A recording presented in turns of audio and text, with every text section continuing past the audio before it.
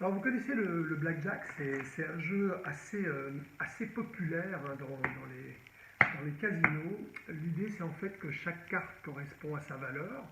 Donc un as par exemple, c'est la seule exception, ça peut être un ou 11. Un 2 c'est un 2, 3, 4, 5, 6.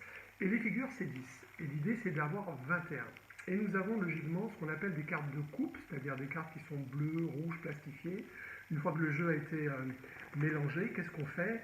On place la carte de coupe, et lorsqu'on arrive à à la carte de coupe, logiquement, on remélange le jeu. Alors, moi, ce que je vais faire, je vais passer des cartes comme ça, et quand vous voulez, vous me dites stop, stop. On met la première carte de coupe là où vous avez dit stop, et puis on refait la même chose pour la deuxième carte de coupe. Vous dites stop quand vous voulez, stop, voilà. Donc moi, j'ai fait exactement ce que vous m'avez demandé, ce qui sous-entend que quelque part dans le jeu, nous avons deux cartes de coupe qui sont à côté de deux cartes. Attendez, je vais les faire comme ça, ce sera peut-être un peu plus clair. Par exemple, la première carte de coupe est à côté de cette carte-ci, d'accord? Je vais la poser ici. La deuxième est à côté de cette carte-là, voilà. Et alors, lorsqu'on joue au blackjack, si on a par exemple un... Ah ben ça c'est un blackjack, c'est-à-dire c'est un valet noir.